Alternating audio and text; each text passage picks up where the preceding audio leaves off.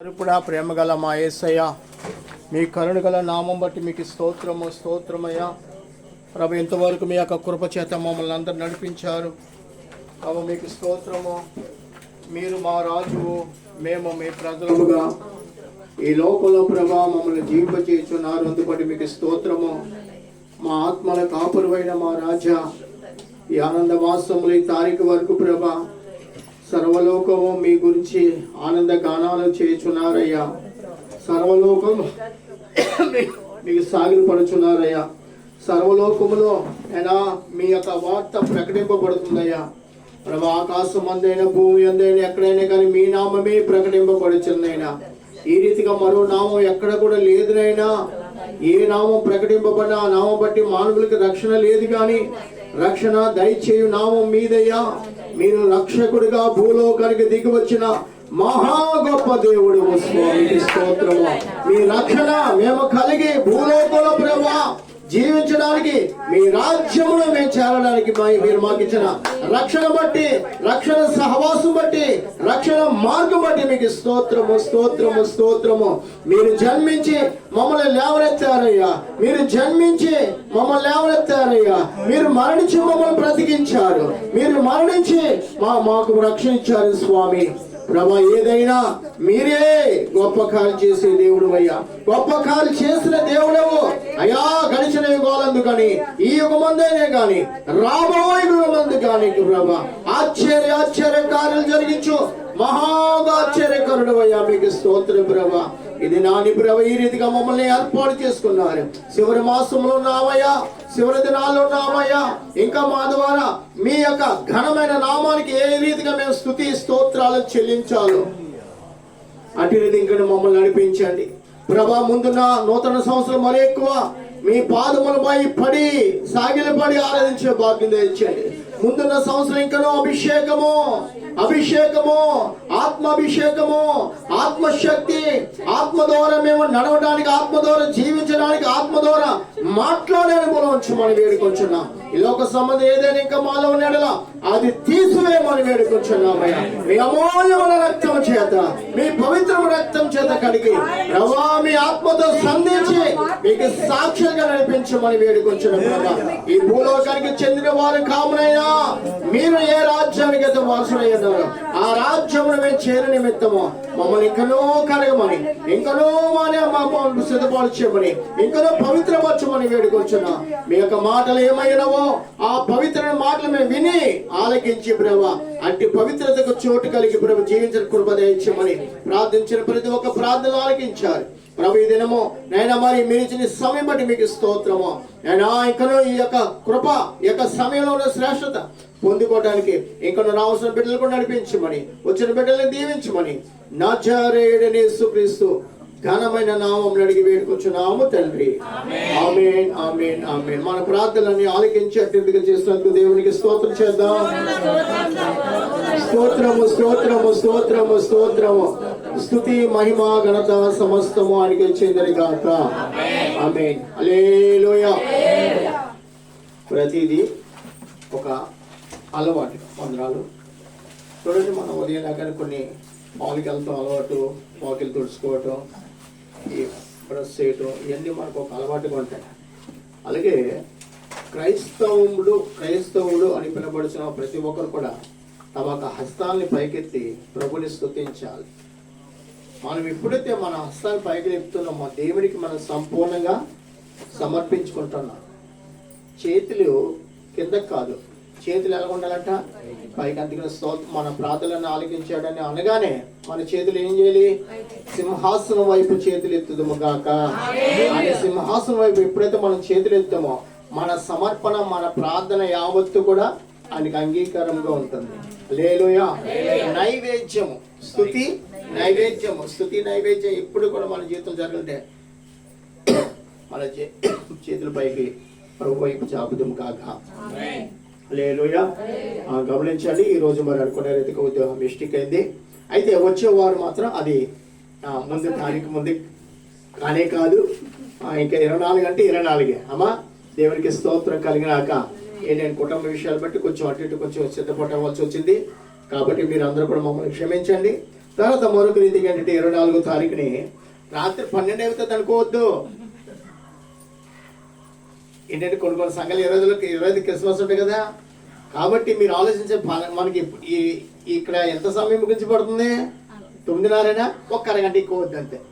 10 గంటలకు మళ్ళీ మీరు మీ స్థానంకి వెళ్ళిపోవచ్చు. అన్నీ వాక్యోపదేశం, ప్రేమ బిందు ఏదైనా కానీ 10 గంటల లోపు మొత్తం అన్ని ఇక్కడ ఏమి కూడా కొవ్వొత్తులు ఉండవు, డాన్సులు ఉండవు, ఏ స్టేజ్ ఇక్కడ ఉండదో, వేరే సేవకులు ఎవరు కూడా పిలవట్లేదు. కాబట్టి మనమే ఒక కుటుంబముగా హల్లెలూయా. ఇప్పుడు మీరు సింగిల్గా వస్తున్నారు, రేపు వచ్చేవారు ఫ్యామిలీకి వస్తారు అంతే తేడా. వస్తారా రారా శాంతి హిందూ అమ్మా? మీరు కూడా మీ ఆయన గారు తీసుకురావాలి. ఆల్రెడీ మీ మామయ్య గారు మీ అత్తమ్మ గారు వస్తున్నారు, మీరు మీ యజమానులతో పాటు రావాలి. జ్యోతి మీ ఆయన గారు వస్తున్నారు లేదా?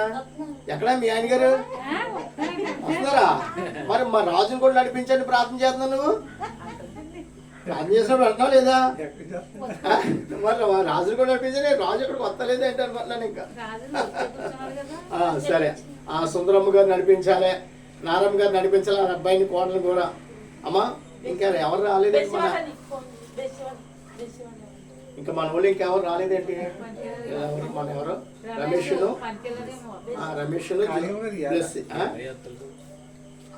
సరే, దేవుడి నామానికి మహిమ కలుగును గాక. ప్రియమైన వాళ్ళారా, మనం క్రిస్మస్ దినాల్లో ఉన్నాం. యేసు ప్రభు వారు ఎన్ని పేర్లు కలిగి ఉన్నారు ఒక్కసారి మనం జ్ఞాపకం చేసుకుంటాం. మీరు పలికిన పేర్లన్నీ ఒకసారి చెప్పండి. యేసు ప్రభుని రాజు అన్నారు, ప్రభు అన్నారు, అభిషేక్తుడు అన్నారు, ఇంకా బోధకుడు అన్నారు, ఇంకా సమాధానకర్త అన్నారు, ఆశ్చర్యకుడు అన్నారు, ఇంకా బలవంతుడు, నిత్యుడు. ఇంకేమైనా పేర్లు ఉన్నాయా? ఇంకేమైనా పేర్లు ఉన్నాయా? నీతిమంతుడు అమ్మా. సరే, ఇంకా యథార్థం, ఇమ్మానుయేలు, దేవుడు మనకు తోడై ఉన్నాడు అనే పదం. ఇంకా సరే, ఇంకా మీ నోటంటే రాని మాట ఈరోజు మనం చదువుకుందాం. జకర్యా గ్రంథానికి వెళ్దాం. యేసు ప్రభు వారి పేరు అక్కడ శ్రేష్టమైన పేరు మనం చదువుకుంటున్నాం. జకర్యా గ్రంథం 3వ అధ్యాయము. జకర్యా గ్రంథం 3వ అధ్యాయము 7వ వచనం నుంచి మనం చదువుకుందాం. ఎన్నో వచ్చిన వరకు 9వ వచ్చిన వరకు చదువుకుందాం, సరిపోతుంది. నా మార్గములను నడుచుచు భద్రముగా గైకొని ఎడల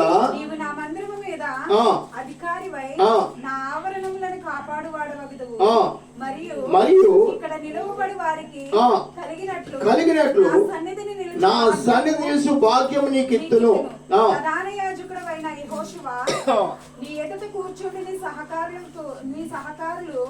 సూచనలుగా ఉన్నారు. నీవును వారును నా ఆ మాట ఆలకింపవలెను. ఏదనగా సిగురు అను నా సావుకు నేను రప్పింపబోచున్నాను. హల్లెలూయా. ఇప్పుడు యేసు ప్రభు వారికి మరొక పేరు ఉంది. ఏ పేరండి అది?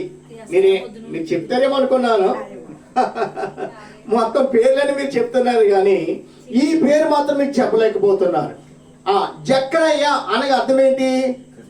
జకర్యా అనగా అర్థం ఏంటి? పరిశుద్ధుడు. మన లోక సువార్తలో ఆయన గురించి చదువుకున్నాం. అయితే మన పేరులో అర్థం అంటే చెప్పలేము, పరిశుద్ధుడు.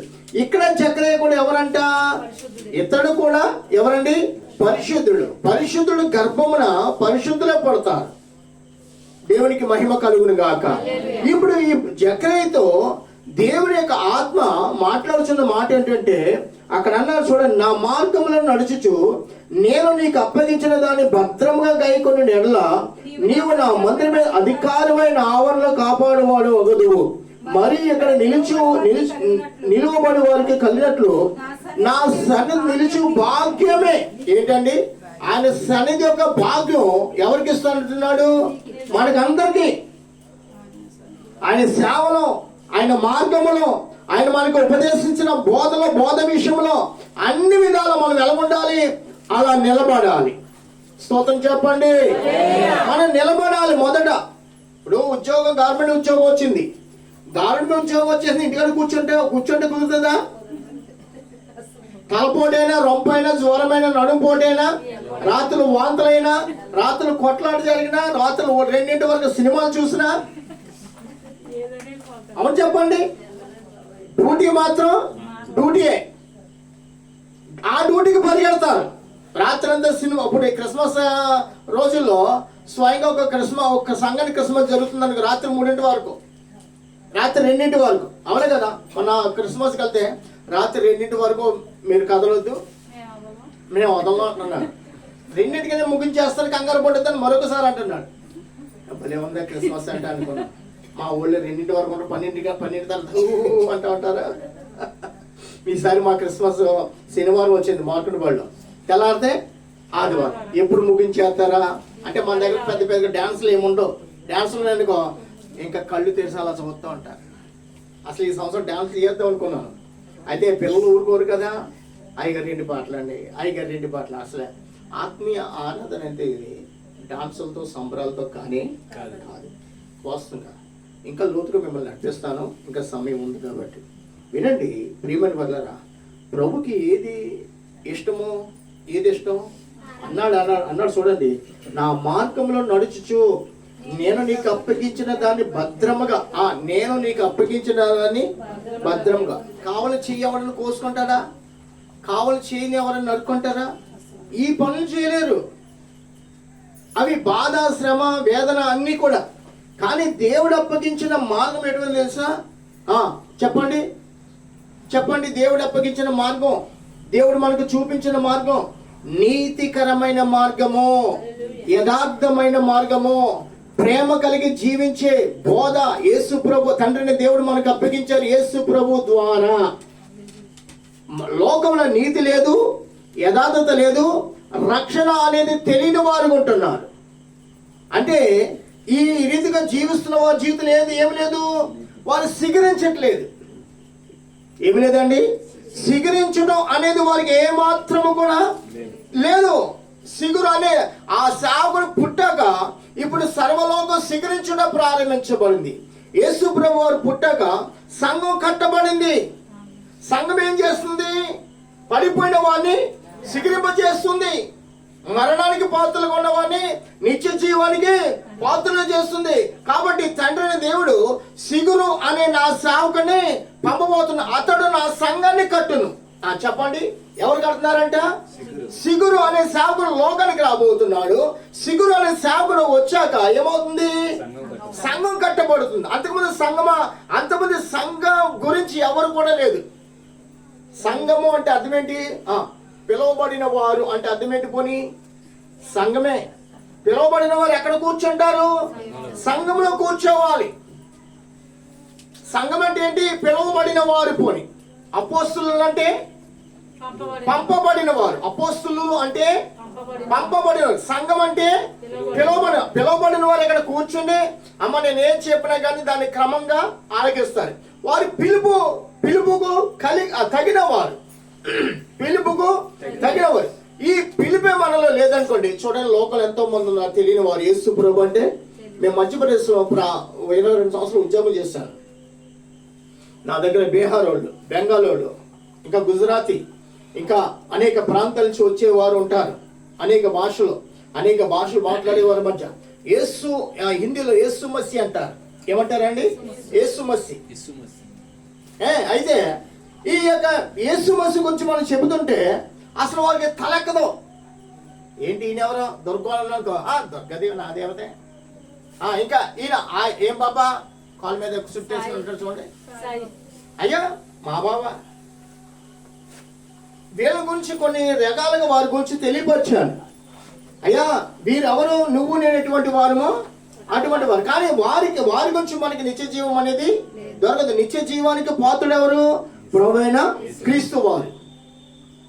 ఆయన నమ్ముకుంటే ఆయన గురించి మనకు తెలియలేదు అనుకోండి, తెలియచెప్పేవారు మనకి అనేకలు ఎదురవుతున్నారు రాబోతున్న దినాల్లో. దేవునికి మహిమ కలుగును గాక. ఇక్కడైనా అక్కడ ఇంకా చాలా మంది మన దేవుని యొక్క ప్రణాళిక మీకు తెలియదు. మేము అక్కడ ఉంటుండగా దేవుడు ఇక్కడ ఉన్న వారిని, కేరళలో ఉన్న వారిని, తమిళనాడులో ఉన్న వారిని, కర్ణాటకలో ఉన్న వారిని పట్టుకుని ఇక్కడి నుంచి అక్కడికి పంపి, ఎక్కడికండి అక్కడికి పంపి అక్కడ వెళ్ళి 4 రోజులు ప్రార్థించి వచ్చేటమే. నువ్వు నెల రోజులు మరి తినడం ఏంటి? అది కూడా దేవుడు ఏర్పాటు చేయడా? ఒక సంచిలో ఏమన్నాడు, ఒక జత కూడా బట్టలు పట్టుకెళ్ళొద్దు అన్నాడు. ఏవి కూడా. అయితే ఎవరు పోషించేవాడు? పోషించేవాడు ఆయన. అనేకులు మా ప్రాంతానికి వచ్చేవారు, మేము సర్వీస్ చేస్తుండే, ఉద్యోగం చేస్తూ అనేకులు వచ్చి ఇలా మాట్లాడు, మమ్మల్ని దేవుడు నడిపించాడు ఇక్కడికి. 10 రోజులు, ఒక నెల రోజులు ప్రార్థన చేయమన్నాడు. తర్వాత మా ఇంటికి వచ్చి వెళ్ళిపోమన్నాడు. చూడండి, 10 రోజులు ప్రార్థన ఏముంది? జీవం ఉన్నది. హల్లెలూయా. 10 రోజుల ప్రార్థన ఎంతమంది బ్రతుకుతారో, ఎంతమంది కట్టబడతారో, ఎంతమంది నిలబడాలో, ఆ 10 రోజుల ప్రార్థన ద్వారా దేవుడు అద్భుత కార్యాలు జరిగించే దేవుడై ఉన్నాడు. హల్లెలూయా. ఇక్కడ నెమ్మదిగా కూర్చొని సేవ చేస్తున్నాం. ఉత్తరప్రదేశ్లో జరిగే విషయాలు తెలుసా? ఈరోజు కొన్ని 100 మంది సేవకులు పట్టుకుని సరసాలు వేస్తారు. ఎవరు ముఖ్యమంత్రి ఉత్తరప్రదేశ్కి? యోగి అండి. వాడు మ్యారేజ్ కూడా లేదండి. వాడికి తలపు ఏంటంటే, నా ఉత్తరప్రదేశ్లో కానీ నా భారతదేశంలో కూడా యేసు క్రీస్తు గురించి మందిరం కానీ ఒక మనిషి కానీ ఉండకూడదు అనే తలంపు వాడిది. ఒక సిద్ధాంతం అది.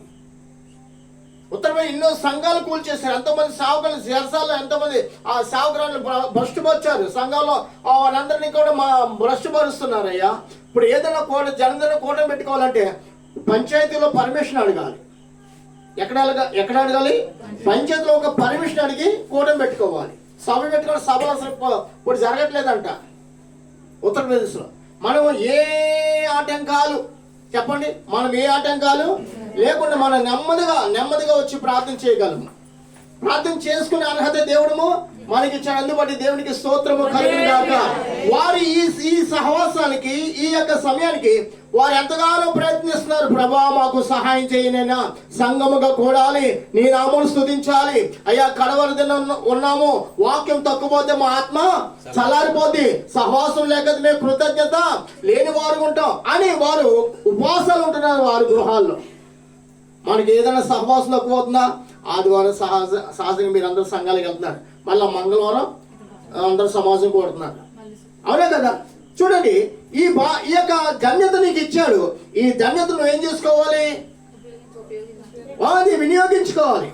అందుకని నా మార్గంలో నీవు నడుచుచు నేను నీకు అప్పగించిన దాన్ని భద్రంగా కైకొను. నీకు దేవుడు ఇచ్చాడు.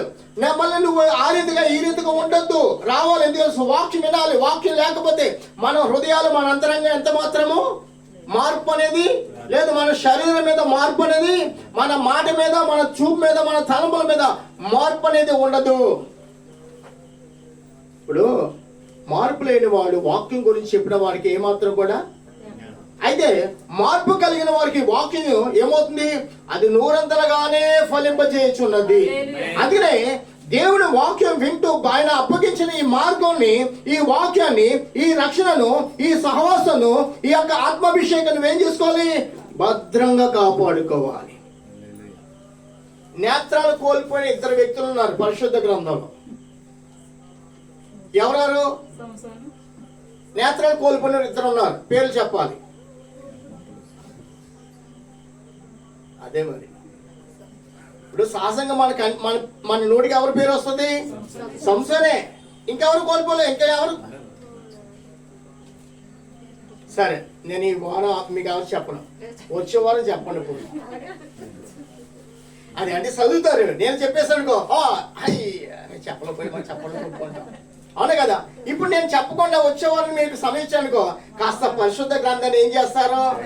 తడుముకుంటారు. తడుగుడు ఆ ప్రశ్న నేనే చెప్పాలి, ఆ జవాబు నేను చెప్పాలి, ఆలోచన కలిగి ముందుకు వస్తారు. హల్లెలూయా. కాబట్టి 2 వ్యక్తుల పరిశుద్ధ గ్రంథం. మొదటి వ్యక్తి సంసోను అయితే, రెండో వ్యక్తి ఉన్నాడు. ఇర్మియా అంటున్నాను. ఇర్మియా గ్రంథంలోనే కాదు, ఇంకా కొన్ని గ్రంథాలు అతని గురించి రండి. ఇర్మియా పేరు ఇర్మియా ఎన్ని మాలు చెప్పిన వినలేదు. కొన్ని ఇర్మియా గ్రంథం మీరు చదువుకోండి. ఆవిడికి అదే చెప్తాను. అసలు నేను వాళ్ళు మాట్లాడుకోకూడదు, నువ్వు నేను చెప్పుకోవడం కాదు, వాళ్ళు నడిపించాలంటాను. ఆవిడకు ఉన్నది ఏంటంటే అలాగ ఉంటుంది అది పద్ధతి. ప్రియమైన వాళ్ళు వినండి, ఇర్మియా, సిద్కియా ఈ యెరూషలేము పట్టణం పట్టబడిపోతుంది. ఇగో నువ్వు శత్రువు చేతిలో పడతావు, నీ కళ్ళు పీకేస్తాడని విన్నా కానీ వినేవాడు కాదు. ఇర్మియా, నీలోంటి ఎంతోమంది ప్రవక్తలు నా ముందు వచ్చారు, ఆఖరికి అతను చేసిన పని పరిశుద్ధ గ్రంథాన్ని కూడా చింపేస్తారు. ఆలోచించండి, మళ్ళా చదవండి. అయినా కానీ అధ్యాయము వస్తున్న అది కూడా చెప్పాలి మీరు అప్పుడు. హల్లెలూయా. అలాగూ చూడండి, మనం కోల్పోతే ఏమవుతుందంటే మన నేత్రాలు కోల్పోతాం. మనిషికి ప్రాముఖ్యమైనది ఏది? అది మనిషికి ప్రాముఖ్యమైనది ఏది? నేత్రం. ఒక నేత్రం కలిగి ఉండకపోతే ఏమవుతున్నాడు? అని కూడా ఏమంటారు చూసా?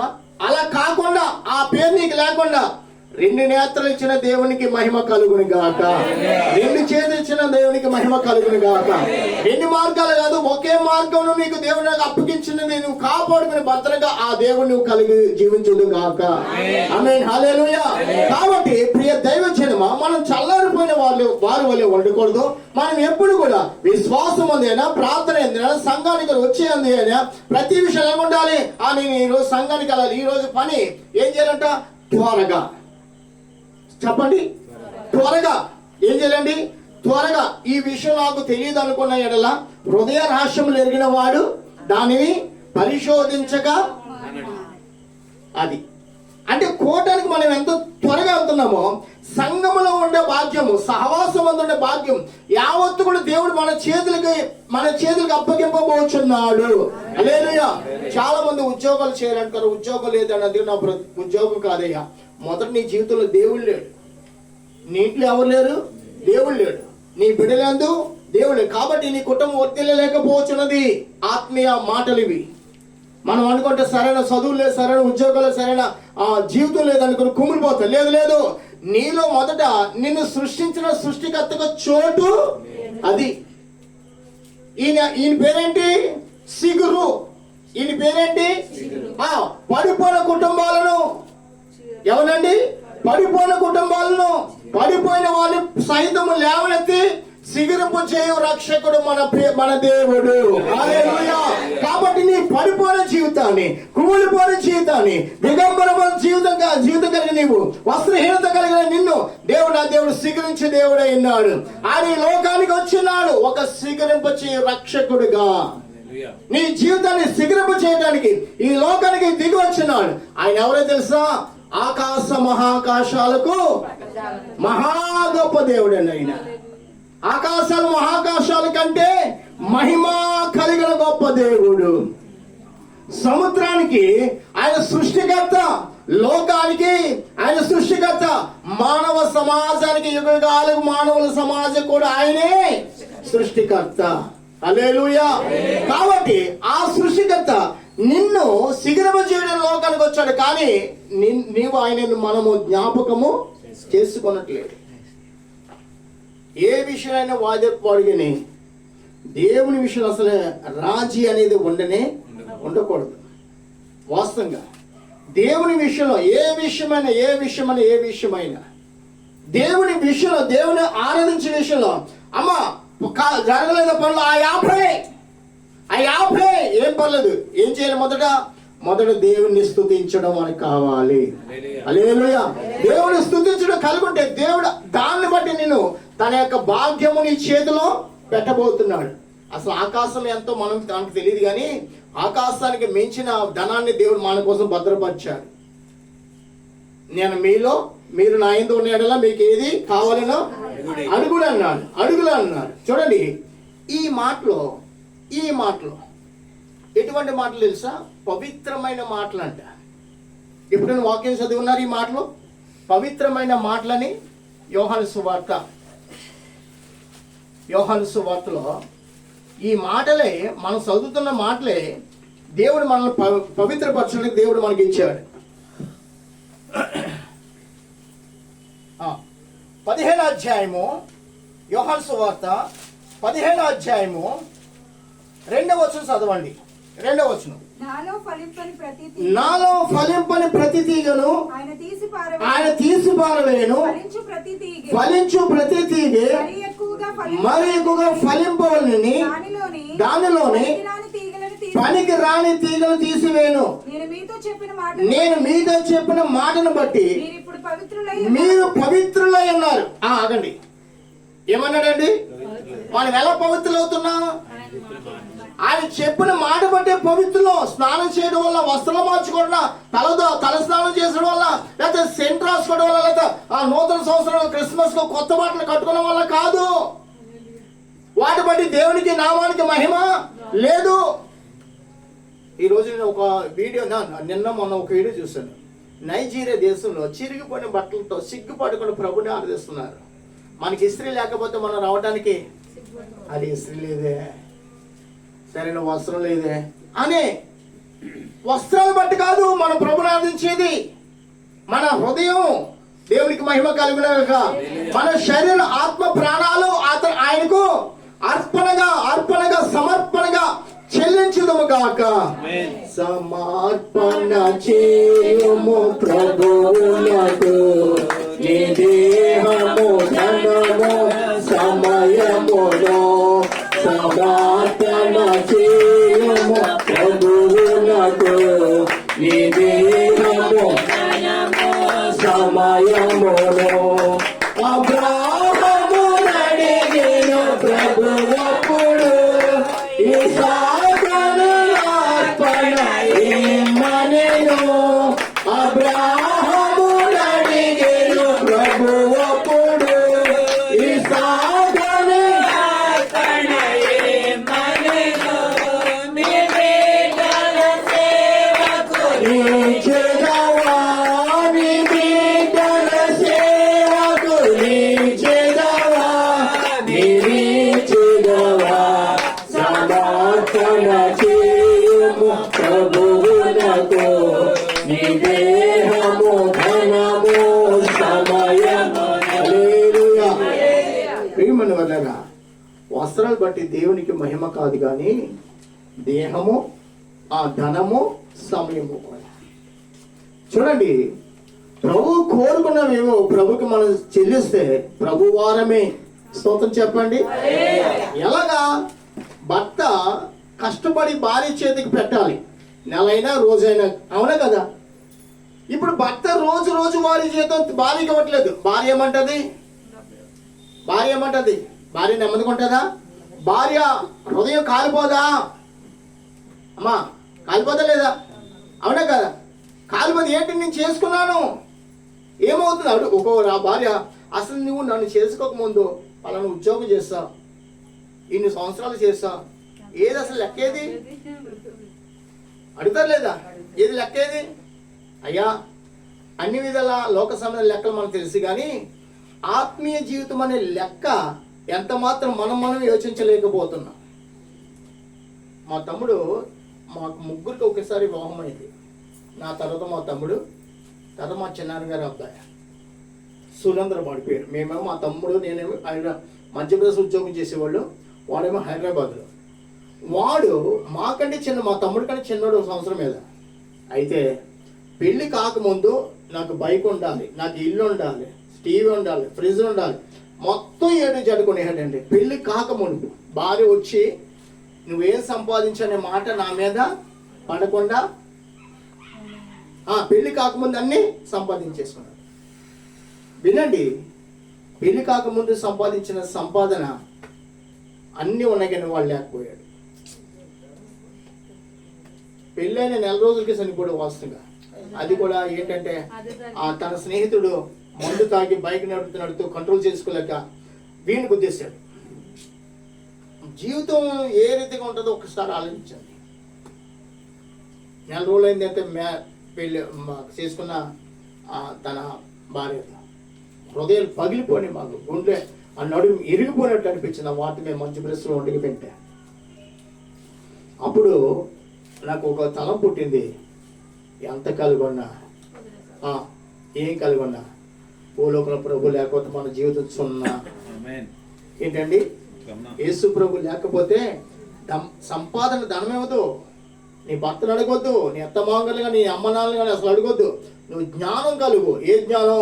వాక్యం అనే జ్ఞానము. హల్లెలూయా. ప్రభు అంటున్నాడు, నా మార్గంలో నువ్వు నడిచినాడలా ఏమన్నాడు? దాన్ని నేను నీకు అప్పగించిన దాన్ని భద్రంగా కాపాడుకునే ఎడల నా సన్నిధిని నిలిచి భాగ్యము ఆ సన్నిధి ఇచ్చే భాగ్యం ఎంత గొప్పదో దాన్ని వర్ణించలేమయ్యా. ఈయన పుట్టింది నిన్ను వెలిగించడానికి, ఈయన మరణించింది నిన్ను బ్రతికించాడు. దేవునికి స్తోత్రము కలుగాక. కాబట్టి ఈ లోకములో ఉన్నవి ఏవి కూడా మనకి సాట్రావు, మనకి నెమ్మదేవు. అయితే దేవుడు ఇచ్చే ఈ యొక్క సహవాసాన్ని ఎల్లప్పుడూ కృతజ్ఞుడివై ఆ సహవాసం పట్ల నమ్మకం ఉంటే ఆ నమ్మకమైన బహుమానాలు మన దేవుడు ఎవరు తెలుసా? నమ్మదగిన వాడు. హల్లెలూయా. ఆయన బహుమానం ఇవ్వబోచున్నాడు. నిన్ను నన్ను కూడా పరీక్షిస్తాడంట, నిన్ను నన్ను కూడా చూస్తాడు. నమ్మకంగా ఉంటున్నామా ఉంటున్నామా. అందుకనే జక్కరయ్య గురించి పోయిన వారు మీకు చెప్పాను. వారు వృద్ధాపు వచ్చే వరకు సేవ విషయాలు ఎలాగున్నారు? నమ్మకస్తులుగా ఉన్నారు. కాబట్టి అతని పేరు జక్కరయ్యనే కానీ పేరుకు అర్థమే తెలుసా? అతడు పరిశుద్ధుడు. హల్లెలూయా. అతడు పరిశుద్ధతను కలిగి ఉన్నాడు, పరిశుద్ధతను ప్రేమించాడు, పరిశుద్ధతకు విధేయుడైపోయాడు. అంతేనా? అంతకంటే మరొక వ్యక్తి ఉన్నాడు, ఏమండి?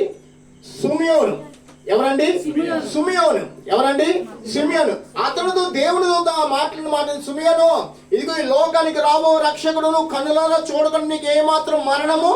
అబ్బబ్బబ్బబ్బబ్బ, ఇది ఎంత గొప్ప విచిత్రమైన మాట అండి. ఆ దేవుని ఆత్మ స్వయంగా అతనితో మాట్లాడింది తెలుసా? లోకాన్ని ఏలే రాజు, లోకానికి రక్షణ తీసుకొచ్చే రక్షకుడు, ఆ రక్షకుడు చూడక ఎంత మాత్రం మరణించిన దూత అతనితోనే మాట్లాడింది. అతను అంటున్నాడు, నాదా నీ మాట చొప్పున నీ దాసుని నెమ్మదిగా పోనిచ్చుచున్నావు. హల్లెలూయా. చూడండి, మరణం కూడా పరిశుద్ధులకు ఎటువంటిది? శాంతికరమైనది, నెమ్మదికరమైనది. కొంతమంది మరణిస్తారు. ఎలా మరణిస్తారు తెలుసండి? ఎలాగా? పిల్లలతోనూ తృణీకరింపబడాలి, కట్టుకున్న వారితోనూ తృణీకరింపబడాలి. అసలు ఒక్కొక్కసారి ఒక్కొక్కరి గ్లాసు నీళ్ళు కూడా దొరకవు. క్రియలు బట్టి ఏంటండి? క్రియలు వారికే. వారు అందుకే ఏ విత్తనం విత్తుతున్నావో అదే పంట కోస్తా ఉంటాయి. ఎక్కడ? లోకంలో మొదట ఆ అనుభవం ఎక్కడ నువ్వు అనిపించాలి. నీతి కలిగి జీవించవా? నీతి మంతుల్ని ఆశ్రయించేవాడు ఆయనే. మన నీతి ఎలాగుండాలి? మన నీతి అపవిత్రంగా ఉండకూడదు. మన నీతిగానే మనము జీవించుదుము గాక. ఎదుటివాడిని చూడొద్దు, ఎదుటివాడి క్రియలు చూడొద్దు, ఎదుటివాడి నడవడు చూడొద్దు, ఎదుటివాడి గురించి ఆలోచించొద్దు, ఎదుటివాడి మీద మన దృష్టి పెట్టకూడదు. ఎదుటి వారి మీద ఎప్పుడో దృష్టి పెట్టినప్పుడు మనం పాడైపోతాం. ఎదుటి వారి గురించి ఎప్పుడైతే ఆలోచించామో అప్పుడు మన జీవితం నాశనం అయిపోతుంది. ఎవరి గురించి ఆలోచించాలి? నా ప్రభు నన్ను ఏర్పాటు చేసుకున్నాడు, నన్ను సిగ్గుప చేయడానికి ఆయన లోకానికి దిగి వచ్చాడు. ఆయన నా రక్షకుడుగా వచ్చున్నాడు, నా స్వామిగా వచ్చాడు, నా ప్రభుగా వచ్చున్నాడని ప్రభుని మనం ఆరాధించుదాము గాక. కీర్తన 45:11 చదవండి. కీర్తనలో 45:11.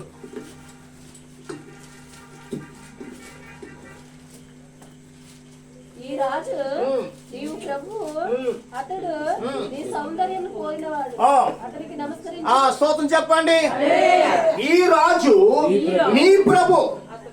చెప్పండి. ఈ రాజు నీ ప్రభు,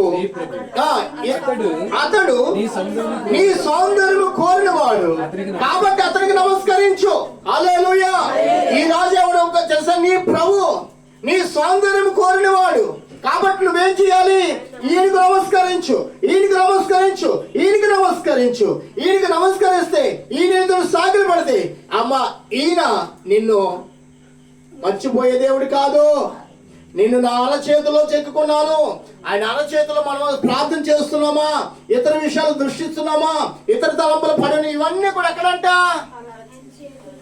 అందుకే నేను రహస్య పాపములు నీ ముఖంలో కనబడుతున్న భక్తుడు ఏమంటాడండి?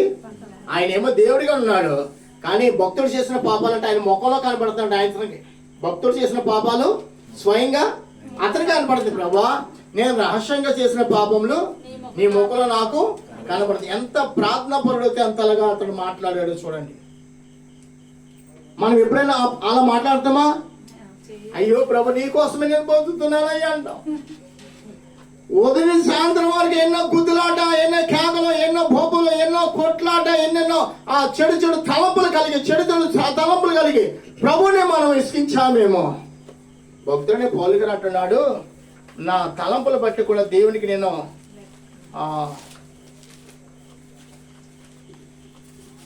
రోమపత్రికలో పౌలు గారు అంటున్నాడు, మన తలంపులు బట్టి కూడా ఆయనకు మేము మన విరుద్ధంగా ఉంటున్నాం అంటున్నాడు. ఇదేని బట్టి అంట, మన తలంపులు కూడా ఆయనకి అంట విరుద్ధంగా ఉన్నాయంట. మన తలంపులు ఆయనకి విరుద్ధంగా ఉన్నట్టు మరి ఇంకా మనం ఏం చేయాలి చెప్పండి. మన అటువంటి తలంపులు ఎన్నెన్నో మనం కలిగి ఉంటాం కదా. రోజుకి ఎన్ని తలంపులు అంట, రోజుకి ఎన్ని తలంపులు కలిగి ఉంటాం?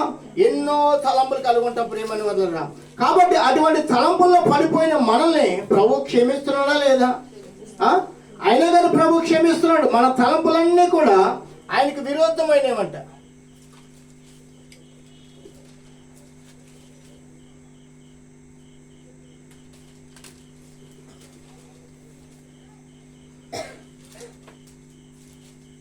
ఒకసారి రోమ అధ్యాయం 16 అధ్యాయం, రోమ పత్రిక 16 అధ్యాయము 17 వచ్చిన చదవండి ఒకసారి. సహోదరులారా, మీరు నేర్చుకున్న బోధకు వ్యతిరేకంగా వేదములను ఆటంకములను కలుగజేయ వారిని కనిపెట్టియుండుడని మిమ్మల్ని బతిమాలుకొనుచున్నాను. వారిలో నుండి తొలగిపోవుడి. అటువారు మన ప్రభు అయిన క్రీస్తుకు కాక తమ కడుపుకే దాసులు. వారి ఇంపైన మాటల వలనను ఇచ్చకముల వలనను నిష్కపటుల మనస్సులను మోసపుచ్చుదురు. మీ విధేయత అందరికీ ప్రచురమైనది గనుక మిమ్మల్ని గూర్చి సంతోషించుచున్నాను. మీరు మేలు విషయమై జ్ఞానులను, కీడు విషయమై నిష్కపటులై ఉండవలనని కోరుచున్నాను. మేలు విషయం ఎలా ఉండాలంట? జ్ఞానులై ఉండాలి. సరే, ఆ మాట అక్కడ లేదు కానీ చదివని ఈ మాట ఎక్కడో. మన తలంపులు బట్టి కూడా దేవునికి మనం విరుద్ధంగా ఉంటున్నామని ఆ రోమ సంఘానికి రాస్తాడు పౌలు.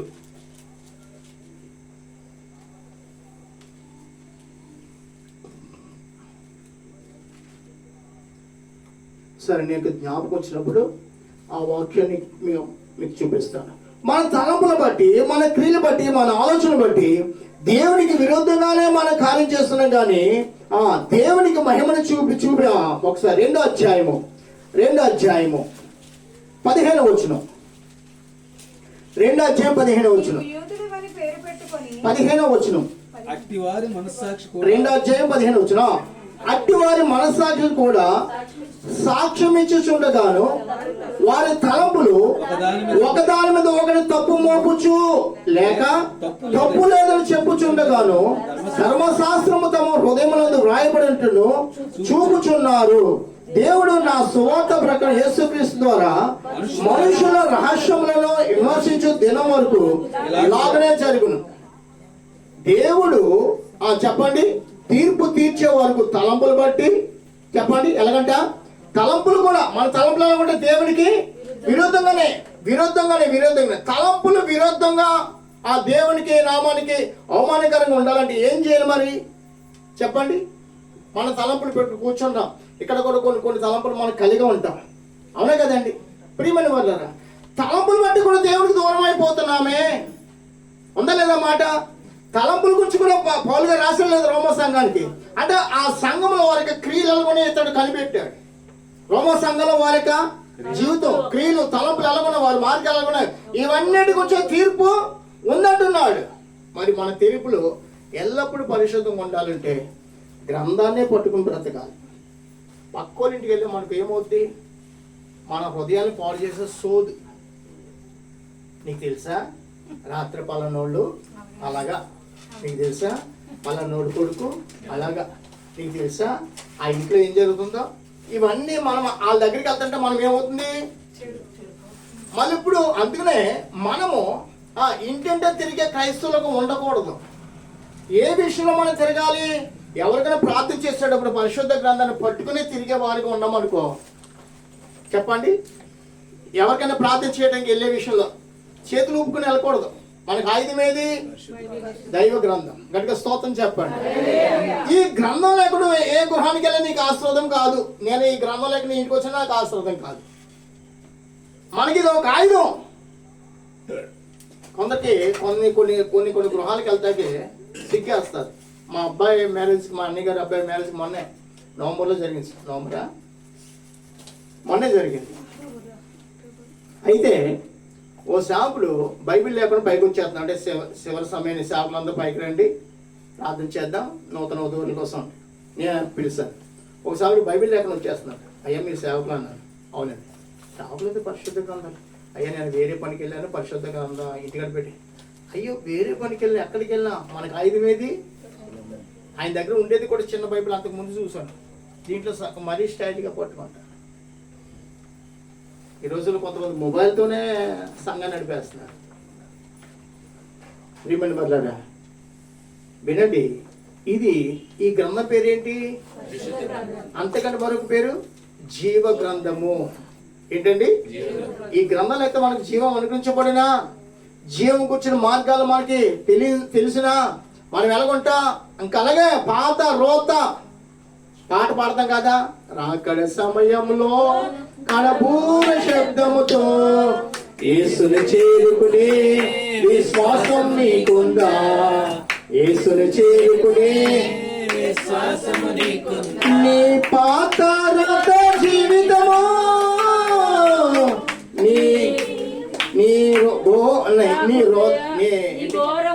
నీ ఘోర హృదయం మారిందా? ఏంటండి? నీ పాత రోత జీవితం, నీ ఘోర హృదయం మారిందా? యేసును కనిపరిచే రక్షణ 676. చూడండి 676 పాట నెంబర్ ఒకసారి చూడండి. 676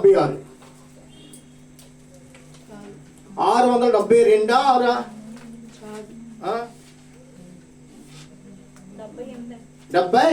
78 చూడండి.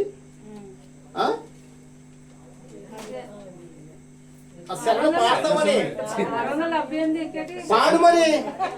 రాకడ సమయంలో కడబూర శబ్దముతో, రాకడ సమయంలో కడబూర శబ్దముతో యేసుని చేరుకునే విశ్వాసం నీకుందా? యేసుని చేరుకునే విశ్వాసం నీకుందా? శ్రమలో నా సహనం నీకుందా? స్తుతించే నాలుక నీకుందా? శ్రమలో నా సహనం నీకుందా? స్తుతించే నాలుక నీకుందా? ఆత్మల కొరకైనా భారం నీకుందా? ఆత్మల కొరకైనా భారం నీకుందా?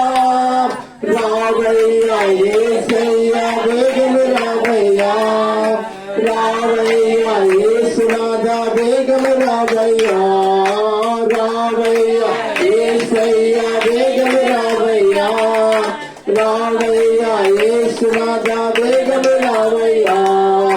రాకడ సమయంలో కడబూర శబ్దముతో, రాకడ సమయంలో కడబూర శబ్దముతో యేసుని చేరుకునే విశ్వాసం నీకుందా?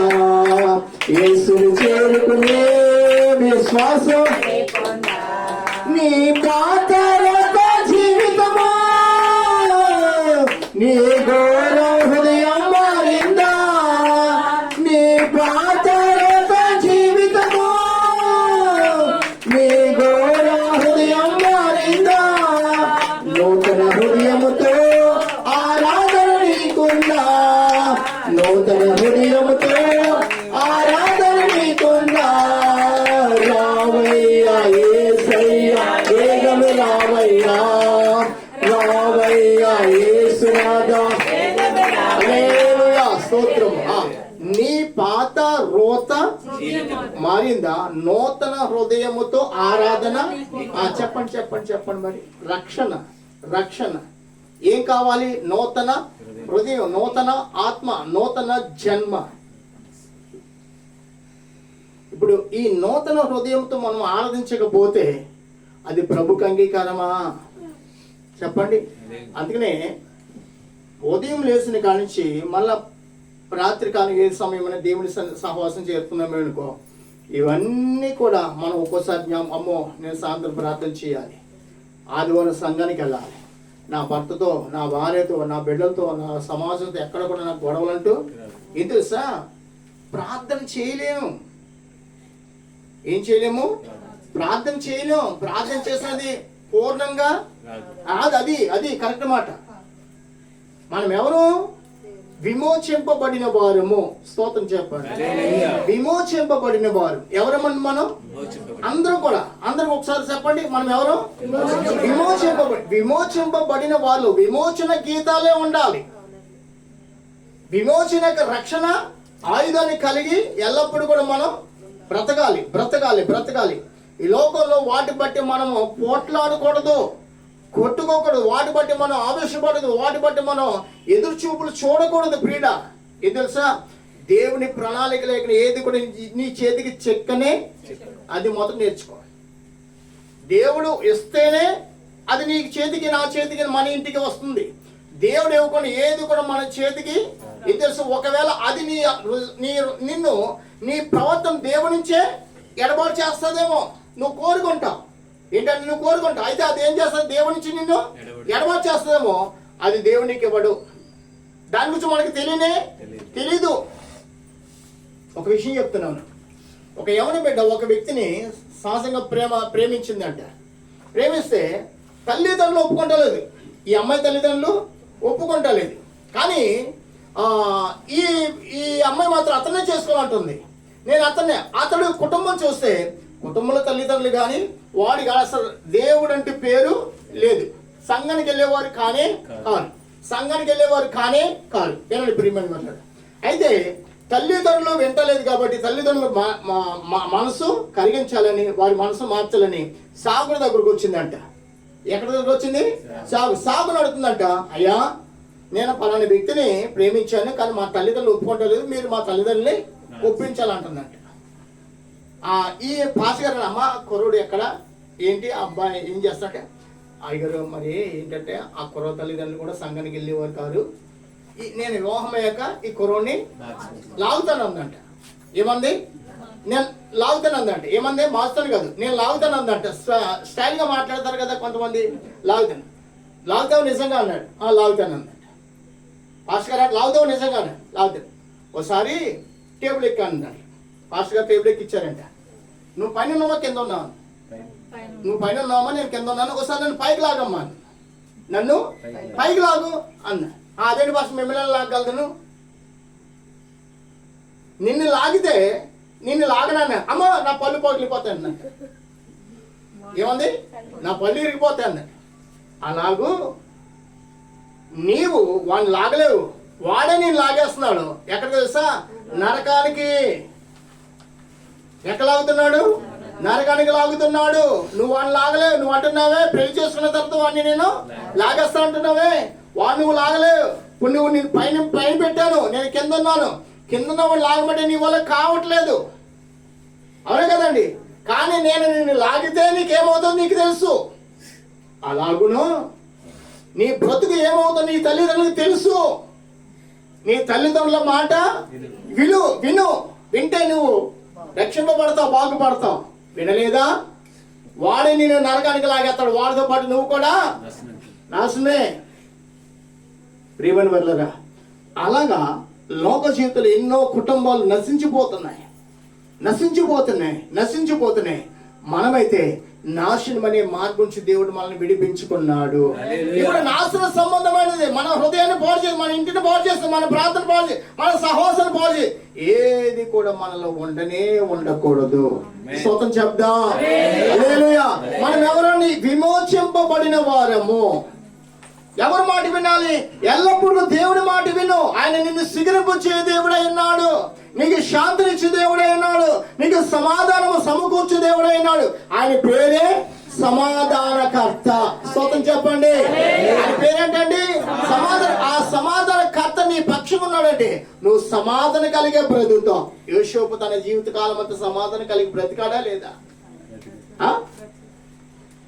అన్నదమ్ముల జీవితంలో సమాధానం లేదు, ఇతని బ్రతుకులు మాత్రం. ఎందుకంటే పాపం విడిచి పారిపోయాడు. హల్లెలూయా. పాపాన్ని విడిచి పారిపోయింది తెలుసా? అది నా దేవునికి విరుద్ధమైనది. హల్లెలూయా. అది నా దేవునికి దాన్ని నా దేవుడు కొట్టివేస్తాడు. ఇది పవిత్రమైన జీవితం అండి. పాప సంబంధం డబ్బైనా కానీ, ఆ స్నేహమైనా కానీ, మరొకటి ఏదైనా కానీ దాని వైపు చూడకూడదు. దాన్ని మనం ప్రేమించనే దాని గురించి ఆలోచించకూడదు.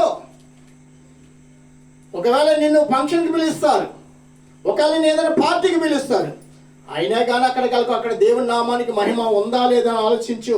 ఒకవేళ అక్కడ ఉన్నా కానీ ఇల్లావా, అక్కడ ఏదో 2 మెతులతో వచ్చేయాలి, ఇంకా వాళ్ళతో సంభాషించకూడదు. వాళ్ళు కూర్చుంటారు, 10 మంది ఉన్నా కాడ 10 రకాల మాటలు, అవి నీ చెవిలో పడకు, నీ చెవిలో పడాలి అపవిత్రమే. నీ తలంపులు మారిపోతున్నాయి. పౌలు గారు అంటున్నాడు, తలంపులు బట్టి కూడా మనకి తీర్పు ఉంది. ఈ రీతిగా మనం జ్ఞాపకం చేసుకుంటే అసలు లోకంలో నేను అనుకుంటా, లోకం అసలు ఎక్కడికి వెళ్తాం కూడా మనకి మంచిది కానీ కాదు. ఎక్కడికి వెళ్ళాలి? పరిశుద్ధుల మధ్యకు మాత్రమే వెళ్దాము కాక. పరిశుద్ధత కలిగిన వారితో మన ప్రయాణము, పరిశుద్ధత కలిగిన వారి మధ్య మన జీవిత సహవాస భాగ్యము, అంతకు మించిన మరొక చోట వెళ్ళడానికి పరిశుద్ధాత్మ దేవుడే ఒప్పుకోడు.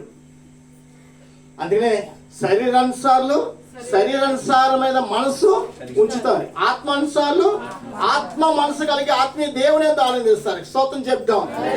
ఆత్మీయ జీవితంలో వర్ధిల్చున్నావు అనుకో, ఎప్పుడు కూడా ఆత్మాలోచనలు వస్తాయి. ఆత్మల ప్రార్థన, ప్రభు నిన్ను మౌనంగా ఉండొద్దు అంటాడు, ప్రార్థన చేయంటాడు, స్తుతించమంటాడు. దాని ద్వారా ఏం పొందుకుంటా? ఈ స్థుతి రేపు నీ స్థితిని మార్చుతున్నది. హల్లెలూయా. కాబట్టి ప్రభు నిన్ను ఏం చేయమంటాడు? ఆయన మార్గంలో నువ్వు నిన్ను నిలబడంటున్నాడు. ఆయన మార్గంలో ఉన్న ఆ యొక్క మార్గాన్ని కలిగి ఉండమంటున్నాడు. ఆయన ముఖదర్శనం చేయమంటున్నాడు. ఇదే మనకు గొప్ప భాగ్యం అండి.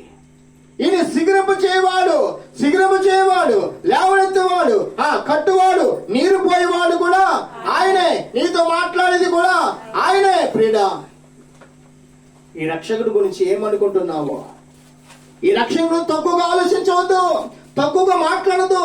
ఈ రక్షకుడి గురించి ఎల్లప్పుడూ స్తుతి ఆరాధన కలిగి ఉండు, స్తోత్రాలు చెబుతూ ఉండు, స్తోత్ర గీతము పాడుతూ ఉండు.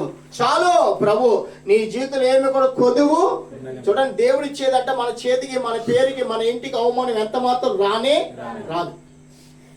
దేవుడు ఏం చేసినా మేలు చేస్తాడు. నీకు అవమానం కలిగేది ఏది కూడా నీలో ఉండటానికి ఆయన ఒప్పుకోడు. మన బిడ్డలో కరెంట్ బోర్డు దగ్గరికి వెళ్ళి ఆడుతున్నారు అనుకో, మన దృష్టి ఎక్కడ ఉంటుంది? ఇక్కడ ఉంటుంది. పిల్లల మీద అమ్మో గబుక్కిని చెయ్య పెట్టేస్తాడేమో అని మనకు తెలుసు. ఏమవుతుందో వాడికి తెలియదు. అవునే కదా, పిల్లడు ఏదైనా చేయగలుగుతాడు. మన దృష్టి మాత్రం పిల్లని ఆ స్థితి నుంచి లాగేస్తాం. అలాగే రావో దినాలు జరగబోయేది మనకు తెలియదు. మన పరలోకపు తండ్రి మనల్ని ఏం చేస్తాడు? మన అడుగులు తడబడకుండా, మన హృదయం త్వరపడకుండా, మన తలంపులు మారిపోకుండా ప్రభు ఎల్లప్పుడూ కూడా మన మీద దృష్టించు దేవుడై ఉన్నాడు. హల్లెలూయా. మనల్ని నడిపించే దేవుడై ఉన్నాడు. నీ పోషకుడును నేనే, వృద్ధాపం వచ్చిన కానీ ఎత్తుకుని వాడను నేనే, నీ తల్లి వచ్చిన కానీ నేను నిన్ను మరువనని అనేకమైన వాగ్దానాలు, కొన్ని వేల వాగ్దానాలు ప్రభు ఇచ్చాడు. ఈ వేల వాగ్దానాలను మన జీవితంలో అక్కర్లేదు కానీ ఒక్క వాగ్దానం చాలండి మనం ఈ లోకంలో బ్రతకటానికి. ఇశ్రాయేలుని కాపాడేవాడు, కొనుక్కొని నిద్రపోడే వాగ్దానం నీకు నాకుంటే చాలు. మనం ఎక్కడికి వెళ్ళిపోతాం? పరలోక రాజ్యానికి వెళ్ళిపోతాం. గట్టిగా స్తోత్రం చెప్పండి. తిన్నగా మన పరలోక రాజ్యానికి వెళ్ళిపోతాం. చాలా వాగ్దానం బట్టి మనం రోజు ప్రార్థన, ప్రభు నన్ను కాపాడువాడు నీవే, నన్ను బతికించేవాడు నీవే, నా సహాయకుడు అని అంటూ మాట్లాడుతూ మన పరలోక రాజ్యం చేరగలుగుతాం. అసలు నీలో నాలో ప్రార్థన లేదనుకో, సిగురు అనేది ఆ విత్తనం ఏమైందో నీకు నాకు తెలియదు. కొన్ని విత్తనాలు విత్తుతున్నాడు. ఏం చేస్తున్నాడండి? ఎక్కడెక్కడ పని అంట? ఒక విత్తనం ఎక్కడ పడింది? రాతి నేల మీద. మరొక విత్తనం ఎక్కడ పడింది? ముళ్ళ చెట్ల మీద. మరొక విత్తనం ఎక్కడ పడింది? అయ్యా, ఈ త్రోవ పక్కన రాతి మీద ముళ్ళ పొదలో పడిన విత్తనాలు ఏమాత్రం కూడా, ముళ్ళ పొదలో పడింది, ఎదిగింది కానీ ముళ్ళు దాన్ని అనిసివేసింది, లేకపోయాడు. ఇప్పుడు మంచి నేల మీద పడిన విత్తనం అంట 30 దంతులు గాను, 60 దంతులు గాను, 100 దంతులుగా. అంటే మంచి నేల అంటే ఏంటి? మన మట్టివారు. ఎవరమండి? మన మట్టివారు. మన హృదయాలు ఉండాలి, మంచి మనసు కలిగి వాక్యాలు వినాలి. మంచి మనసు కావాలి, మంచి ఓపిక కావాలి ఎదగడానికి కూడా. పిల్లని మనం నోటిన వీడు ఎదుగుని కాక అంటే ఎదిగిపోతున్నాడా? వాడు ఎదగడానికి ఎంత ప్రయాసపడతా?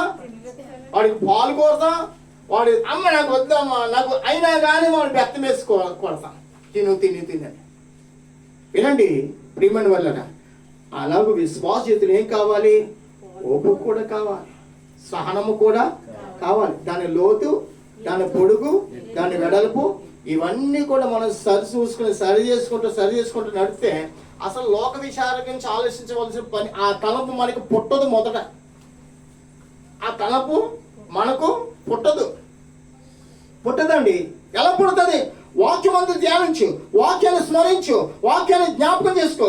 నీ రక్షకుడు, నీ స్వామి, నీ రాజు ఏమైనా నీ నిమిత్తము, ఆయన ఎంత బలవంతుడు, ఆయన పేరు ఎటువంటిదో ఇవన్నీ నువ్వు స్మరిస్తే, ఈ వాక్యాన్ని పట్టుకుని బ్రతికితే చాలు. భూలోకం మళ్ళీ నీకు ఏది కూడా కొదువు ఉండదు. వాక్యం చదివే వారికి ఎంతో నెమ్మది. ఎక్కడుంది ఈ మాట? 119 కీర్తన చూడండి. 119 కీర్తన 119 కీర్తన చివరి మాట అనుకుంటే చూడండి. ఇది నీ ధర్మశాస్త్రం ప్రేమించే వారికి ఎంతో నెమ్మది కలదు. 160 119 కీర్తన 165 చదవండి. అందరూ ఒకసారి చదవండి అన్నమాట. ఇప్పుడు ఎంతమంది చదువుతున్నారు క్రమంగా? ఇక్కడ కాదు, మీ గృహాల్లో. వాక్యం ఏముందండి? వాక్యం ఏముంది? నీ ధర్మశాస్త్రం ప్రేమించే వారికి ఎంతో నెమ్మది. దేన్ని ప్రేమించాలి? వాక్యాన్ని ప్రేమించు. వాక్యాన్ని, లోకాన్ని ప్రేమించదు, లోకంలో మనుషులను ప్రేమించదు, లోకంలో డబ్బులు ప్రేమించదు, లోకంలో బంగారం, లోకంలో భూములు ఏవి వాటిని ప్రేమించద్దు. అడగక మునిపే అక్కలు తీర్చు దేవుడు నీ దేవుడై ఉన్నాడు. హల్లెలూయా. అడుగు వాటికంటే, ఊహించు వాటికంటే అత్యధికంగా మేల్చే దేవుడు నీ దేవుడు. హల్లెలూయా. దేవుని ప్రేమించే వారికి సమస్తము సమకూడి జరుగుచున్నవని ఎరుగుదుము గాక. ఈ జ్ఞానం కలిగిన వాడు లోక విషయాల్లో పాడాడు, లోక విషయాలతో అతనికి పని లేదు. వాస్తవంగా చెప్తున్నాను, పరిశుద్ధ గ్రంథాన్ని మీద చేసి చెప్తాను. నా ఉద్యోగం చేసింది నాలో, అప్పటికి నాకు వివాహం కాలేదు. నాతో పాటు ఉద్యోగం చేసే వాళ్ళు అంత చెడు మాట్లాడితే, అమ్మో ఇక్కడ కూర్చోటం నా దేవుడికి ఇష్టం లేదు. ఎరా మా మాటలు నీకు ఇష్టం లేదు, వెళ్ళిపోతుంది ఏంటంటే, మరి మీరు మాట్లాడుకుంటారా, మాటలు అని ఒకటంటే రాకూడదురా అనివ్వండి. వాస్తవంగా ఎందుకు తెలుసా? దేవుడు నన్ను కనిపెడుతున్నాడు, నిన్ను కనిపెడుతున్నాడు, మనందరినీ చూస్తున్నాడు. ఒకరోజు మన మాట బట్టి, మన నడవడి బట్టి, మన నడక బట్టి దేవునికి లెక్క. అదండి, నా మాట బట్టి నేను లెక్క చెప్పాలి. నా మాట బట్టి నీవు, నీ నడవడి బట్టి, నీ ప్రవర్తన బట్టి నువ్వు లెక్క చెప్పాలి. ఎక్కడ తప్పించుకుంటా? భూమి అంటదంట, లేదు నాయన అంటది. భూమి ఇప్పుడు మాట్లాడుతుందా? భూమి మాట్లాడదు.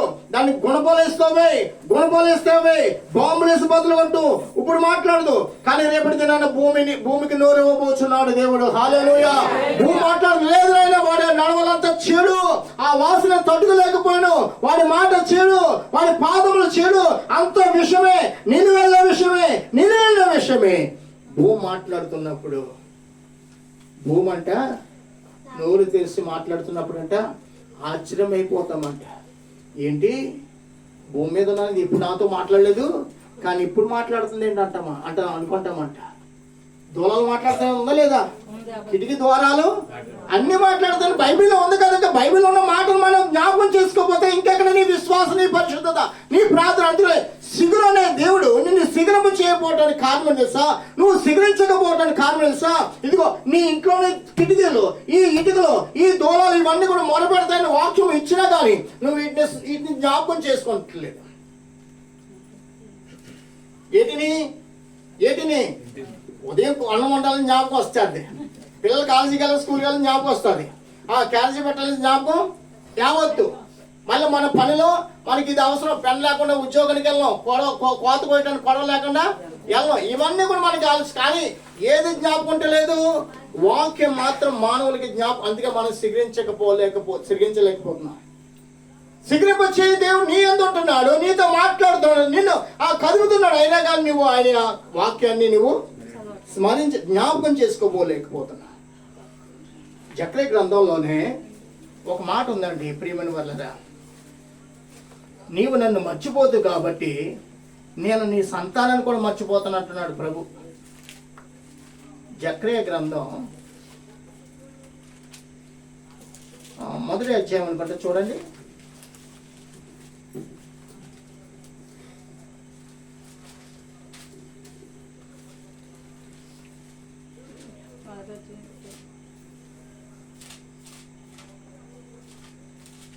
నీవు నన్ను మర్చిపోయేవి కాబట్టి నేను నీ సంతానాన్ని కూడా మర్చిపోతాను అంటున్నాడు దేవుడు.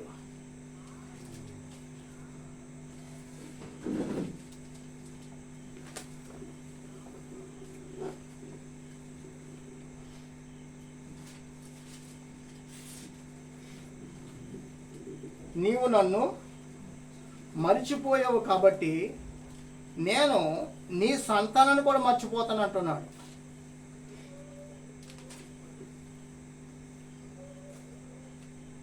ఒకసారి 7వ అధ్యాయము 13 చదవండి. 7:13. 13 కావున సైన్యములకు అధిపతి యెహోవా సెలవిచ్చినది ఏమనగా, నేను పిలిచిన వారు ఆలకింపబోయారు కనుక వారు పిలిచినప్పుడు నేను సరే అది కూడా కాదు, ఇది కూడా చాలా శ్రేష్టమైన మాటే. అయితే వారు నా వాక్యాన్ని మర్చిపోయారు కాబట్టి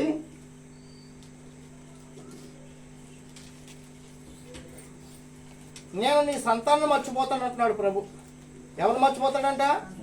నీ సంతాన్ని కూడా మర్చిపోతానంట.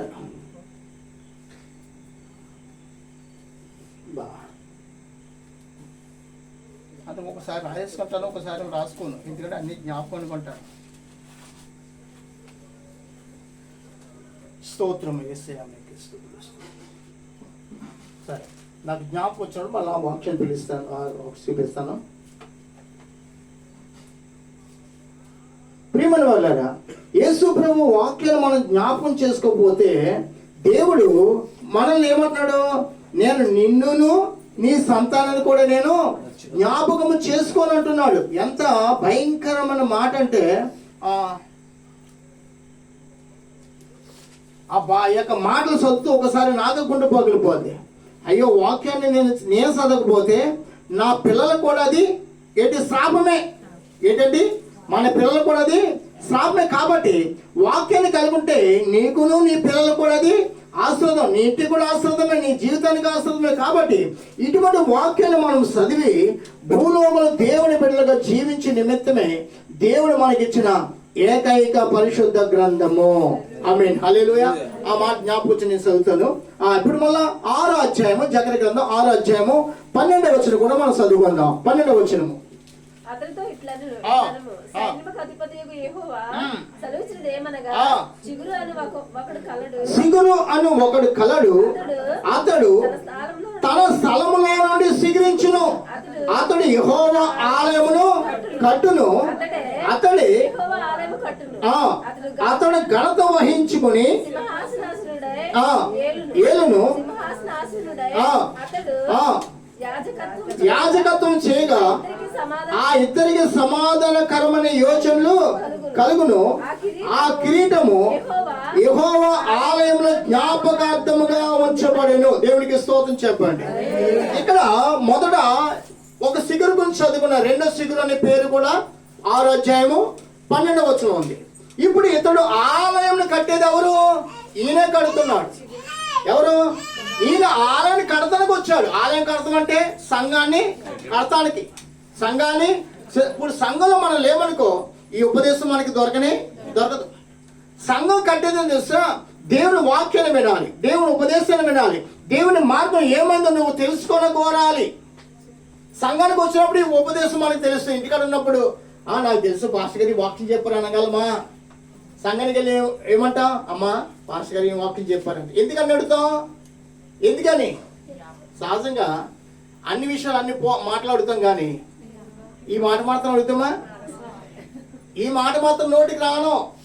ఏం తెలుసా? ఇది జీవింపజేసేది, నిన్ను ఫలింపజేసేది, నీ ఆత్మకు నెమ్మది, నీ కుటుంబానికి సంతోషం. ఆ సంతోషకరమైన మాట కనుగొనడానికి నిన్ను ప్రయత్నించనివ్వదు సాతానుగాడు. ఆ మాట నీ హృదయంలో పడితే ఏమవుతుంది? జీవపు ఊటలు బయలుదేరి వస్తాయి. కాబట్టి ప్రతి విషయంలో మాట్లాడంటది, కానీ సహవాసము దేవుడి మాటల గురించి నువ్వు ఎంత మాత్రం మాట్లాడుకోవద్దు. ఏమంటదండి? మాట్లాడుకోవద్దు. ఏ విషయం గురించి మాట్లాడుకోవద్దంట? ఈ విషయం గురించి మనం మాత్రము మాట్లాడుకోవద్దు అని సాతానుగాడు అనేకలను ప్రోత్సాహపరుస్తాడు. అందుకనే దేవుడంట ఒక మాట ఇచ్చాడు మనకి. అక్కడే మలాకి గ్రంథం చూడండి. మలాకి గ్రంథం 3:16 ఒకసారి చదవండి. 3:16 అప్పుడు యెహోవా యందు భయభక్తులు గలవారు ఒకరితో ఒకరు మాట్లాడుకొని చుండగా యెహోవా సేవకునికి ఆలకించెను. మరియు యెహోవా యందు భయభక్తులు కలిగి ఆయన నామమును స్మరించి చుండు వారికి జ్ఞాపకార్థం ఒక గ్రంథము ఆయన సముఖమందు వ్రాయబడింది. ఇప్పుడు చెప్పండి, ఇద్దరు కలిసి మాట్లాడుకుండగా ఎవరు వింటున్నారు? ఈమె నేను కలిసి మాట్లాడుకున్న మాటలన్నీ కూడా ఎవరు వింటున్నారు? నీ భర్త నువ్వు, నీ భార్య నువ్వు మాట్లాడుతున్న మాటలన్నీ ఎవరు వింటున్నారు? జాగ్రత్త సుమా, ఉందా లేదా మాట? మళ్ళా ఆ మాటలు ఎక్కడ రాయబడుతున్నాయి? గ్రంథంలో రాయబడుతున్నాయి. ఎక్కడ రాయబడుతున్నాయి? గ్రంథములో. అమ్మా సుగుణం గారు, ఎక్కడ పడతాయంట? గ్రంథంలో రాయబడుతున్నాయి. భూషణం గారు రా రా రా అని రా రా అని ఇప్పుడు వరకు పీకిందేమో, ఇప్పుడు ఆయన వస్తున్నారు. అవునే కదండి? ఆ మాటలు జ్ఞాపకార్థంగా అక్కడ ఉంటాయి. భూషణం గారిని రేపు దేవుడు అడుగుతాడంట, నీ భార్య 8 సంవత్సరాలు రా రా రా అని మొత్తుకున్నా, ఈ వయసులో వచ్చావా? ఈ వయసులో ఒక పాట పాడావా? ప్రార్థన చేసావా? మోకాళ్ళ మీద ఉన్నావా? ఎవరికైనా శుభార్త చెప్పావా? ఎవరి గురించి భారం కలిగి ప్రార్థన చేసావా అని ప్రభుడితే, అయ్యన్నీ నాకు తెలియవయ్యా. తెలియవచ్చి సహవాసం మనకి ఇచ్చాడు ఆయన తన ఆలయమును. ఈ ఆలయంలో నీకు ఆ మాటలు పడుతున్నాయి. అయితే సాతాను కూడా ఏమంటాడు, నువ్వు అక్కడికి మాత్రం వెళ్ళొద్దు. రాకపోయినా కానీ అమ్మా ఈ రోజు మీ పాస్టర్ గారు ఏం వాక్యం చెప్పారమ్మా అని అడిగేవారు అంటారా? మన పిల్లడు ఒకరోజు స్కూల్కి వెళ్ళలేదనుకో, మనం కరేసిందే నువ్వు స్కూల్కి వెళ్ళలేదని, కాబట్టి అప్పారావు దగ్గరికి వెళ్ళి ఇవాళ స్కూల్కి వెళ్ళాడు కాబట్టి అక్కడ రేపొద్దు హోంవర్క్ ఏంటో, క్లాస్ వర్క్ ఏమి ఇచ్చారు అన్ని కూడా వెళ్ళి నేర్చుకోవాలి. కానీ సంఘాలుగా సండే స్కూల్కి సంబంధించిన ఏమన్నా వెళ్ళి నేర్చుకోమని మనం మాట్లాడతాం ఎప్పుడైనా కానీ, అమ్మా ఎలాగనాలి చూసారా ఏ విషయంలో మనం వెనకడిగేస్తున్నాము? ఆత్మ విషయంలో, సిగ్రప చేసే దేవుడు మనకిచ్చిన సహవాస విషయంలో మనం ఎంతగానో వెనకాలి. ఎంత వెనకేస్తామంటే చాలా వెనకేస్తాం. ఎంతగా పడిపోయామంటే చాలా పడిపోయాం. ఎంత కోల్పోయామంటే సమస్తమైనవి శ్రేష్టమైనవి కోల్పోతూనే వస్తున్నాం. పౌలు గారు సగం కాలం సమస్తాన్ని కూడా అతడు కూడా కోల్పోయాడు.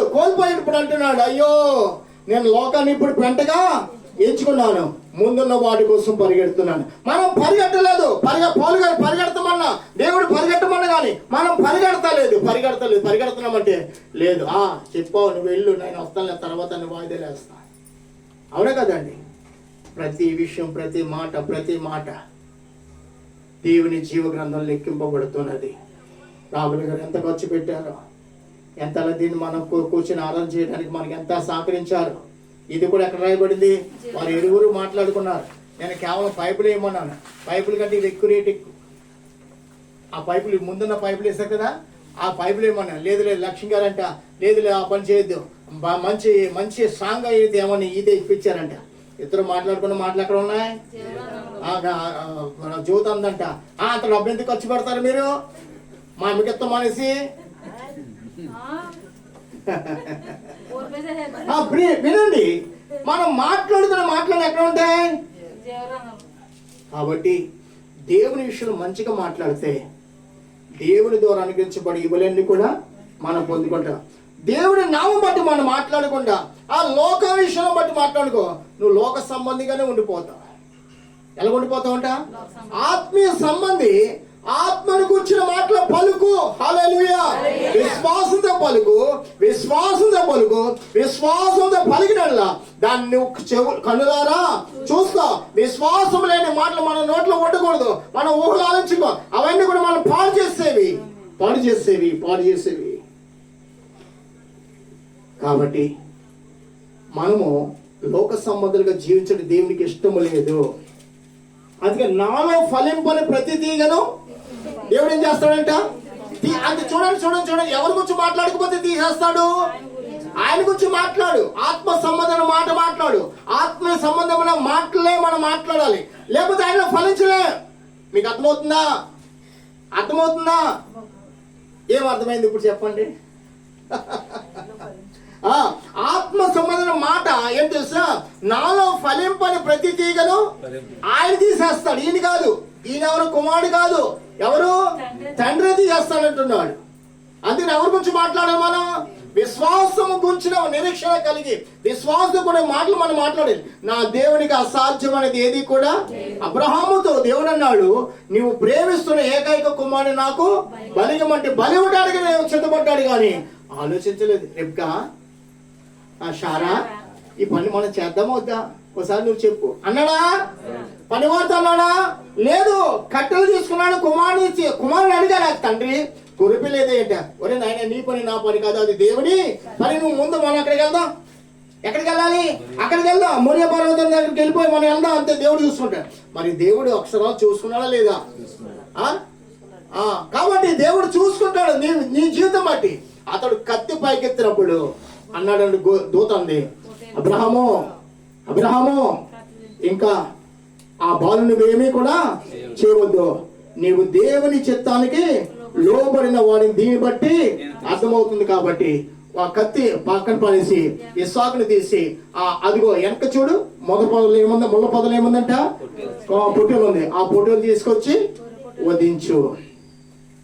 ప్రియుడైన ప్రభువుని క్రీస్తే ఇస్సాకు మూలంగా అక్కడ ఆయన వధింపబడ్డాడయ్యా. ఇప్పుడు వాక్య శరీరధారిగా ఆయన లోకానికి వచ్చి సమస్తమైన నరుల నిమిత్తం, సమస్త సమాజ నిమిత్తం ఆయనే ఒక బలిగా అర్పించబడ్డాడు. ఇంకా ఏ బలితో మనకి అర్పణ లేదు. దాని గురించి మాట్లాడాల్సిన పని లేదు. ఇంకా ఏం మాట్లాడుకోవాలి? మన శరీరాత్మ ప్రాణాలు మార్చుకోవటం, నూతన ఆరాధన చేయటం, నూతన జీవితం జీవించడం, నూతన అడుగులు వేయటం, మనం సిగరించడం దేవునికి కావాలి. అందుకే ఆయన సిగరింపు చేయవాడిగా ఆయన వచ్చాడు ఈ లోకానికి. ఆలయం కట్టువాడిగా ఆయన వచ్చాడు. ఆయన ఆలయం కట్టి ఆలయంలో ఉన్న వారికి అందరూ కూడా ఈ మాటలు ఇచ్చాడు. ఈ మాటలు 45 కీర్తనలు మనం చదువుకున్నామే 12వ వచనంలో. ఈ రాజు నీ ప్రభు, అతడు నీ సౌందర్యము కోరినవాడు. నీ భర్త నీ సౌందర్యం కోరడు. ఏదన్నా కొంచెం కూరలో తప్పు, ఉప్పు వేసినా, ఎక్కువ వేసినా, తక్కువ వేసినా, లేకపోతే కొంచెం కారం వేసినా, లేకపోతే కూర కాస్త మాడినా అయిపోయిందే మనకి. చెప్పండి, అవునే కదా? మరి నీ ప్రభు అలా కాదు. నీ ప్రభు అలా కాదు. నీ శరీరాన్ని గాయపరిచేది కానీ, నీ హృదయాన్ని గాయపరిచేది కానీ, నీకు అసలు మాట ఆయన ద్వారా నువ్వు ఎన్నడూ వినో, ఇదిగో క్షమించేశాను అన్నాడు ప్రభు. విచార స్త్రీని కూడా ఏమనంట, సమాధాన గలదానివై వెళ్ళము. ప్రియమైన వాళ్ళరా, కాబట్టి ప్రభు సహవాసం కలిగిన మనం ఈ లోక రక్షణ కంటే, ఈ లోకంలో ఆయన పుట్టాడంటే ఆ పుట్టింది ఎందుకు మనం గమనించాలి. ఆయన పేర్లో ఉన్న ఆశీర్వాదాలు ఏమైనా మనం జ్ఞాపకం చేసుకోవాలి. ఆయన ఎందుకు ఈ లోకానికి జన్మించున్నాడు అది జ్ఞాపకం చేసుకుని చూడండి. ఆ రోజు వస్త్రాలు కాదు, తెల్లటి కొత్త కొత్త వస్త్రాల కోసం ఈ రోజుల్లో అప్పులు చేసి మరీ కొట్టుకుంటున్నారు. ఏంటంటే క్రిస్మస్ అంటే అప్పు చేయటం కాదండి. అసలు దేవుని సేవ నిమిత్తం అప్పు చేయకూడదు. ఏం చేయకూడదు? అప్పు చేయకూడదు. దేవుని సంఘం కడతానికి కూడా ఇంటింటికి తిరిగి మనం డబ్బులు అడుకొచ్చి దేవుని సంఘాన్ని కట్టకూడదు. దేవుని సంఘం ఎవరు కట్టుకుంటారు? ఆయనే కట్టుకుంటాడు.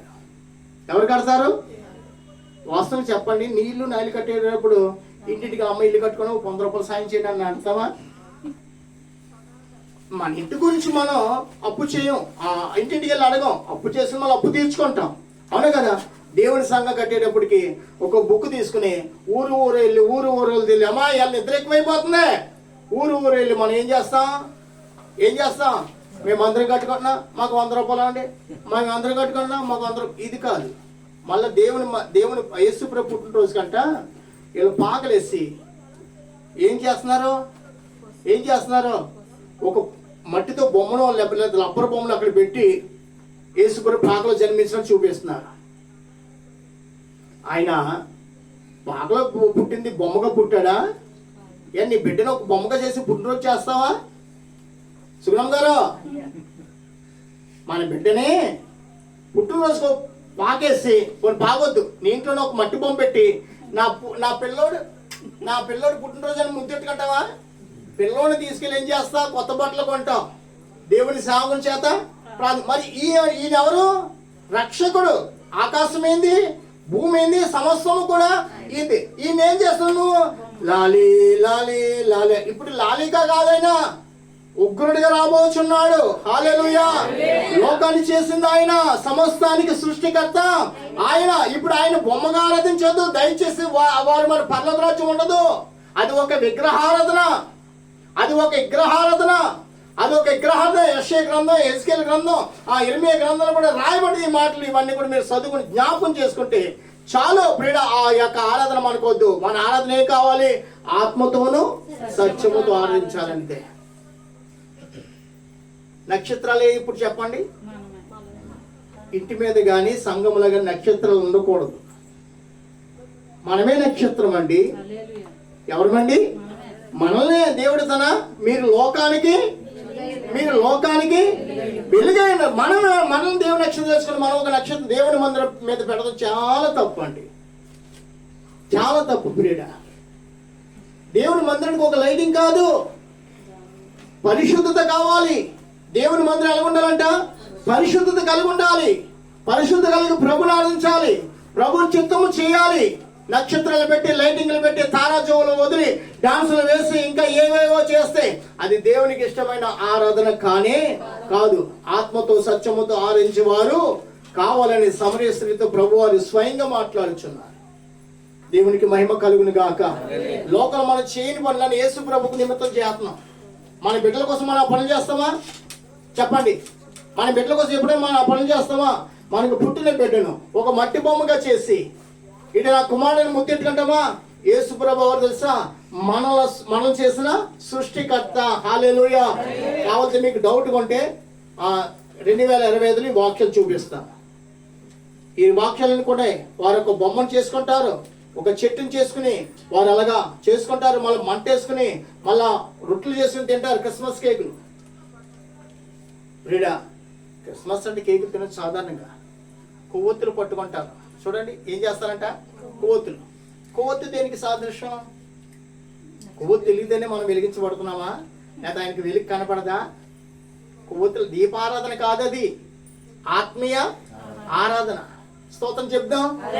కొవ్వొత్తి పట్టుకున్నంత మాత్రం వెలిగించబోయి. మనం క్రిస్మస్కి వెళ్తే కొవ్వొత్తి పట్టుకుని వెలిగించండి, మీరు వెలిగించబడినట్టు దేవుడు కనబడుతున్నారంట. మరి కొవ్వొత్తికి సగం కొద్ది 10 నిమిషాలు ఖాళీ ఆరిపోతుంది. తర్వాత ఏమైంది? మనల్ని వెలిగింపు చేసేది ఆయన వాక్యము. హల్లెలూయా. మన హృదయంలో వాక్యం లేకపోతే చీకటితో సమానం మన బ్రతుకు. వాక్యం ఏం చేసింది? వెలిగించింది, మాటను మార్చింది, గుణాన్ని మార్చింది, కళ్ళ తలంపులు అన్నిటిని కూడా మార్చింది. శరీరానుసారులుగా కాదు, ఇప్పుడు ఎలాగంట? ఆత్మానుసారులుగా. హల్లెలూయా. మేము ఎప్పుడు చేసిన క్రిస్మస్ చేసిన కొవ్వొత్తులు మాత్రం పట్టుకో. అది కాదు, నేను స్వయంగా నా హృదయంతో మాట్లాడుతాను. నేను నా ప్రభు కోసం ప్రభు నన్ను వెలిగించాడు. ఉంది కదా దానియేలు గ్రంథం 12వ అధ్యాయము 20 వచ్చిన అనుకోండి. ఒకసారి చదువున్నా మాట చదివి ముగించేస్తాను.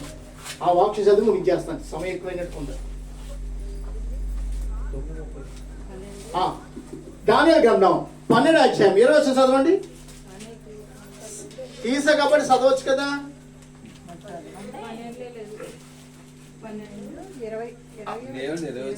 20 వచ్చి లేదా? సరే ఉండండి, కింద ఉంటుంది చూడండి. పోనీ దానియేలు గ్రంథం 12:11 చూడండి.